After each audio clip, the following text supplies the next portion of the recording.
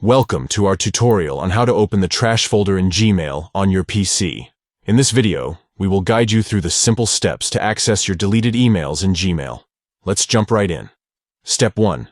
Open Gmail by launching your web browser and navigating to the Gmail website. Step 2. At the top left corner of your Gmail interface, locate and click on the main menu icon. This will reveal a drop-down menu. Step 3.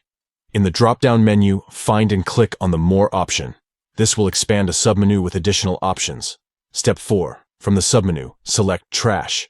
This will open your trash folder, where all your deleted emails are stored. By following these steps, you can easily access your trash folder in Gmail on your PC. Whether you need to recover accidentally deleted emails or permanently delete unwanted messages, the trash folder is where you'll find them. Thank you for watching our tutorial. Don't forget to subscribe to our channel for more helpful tips and tricks. Stay organized and make the most of your Gmail experience on your PC by effortlessly accessing your trash folder.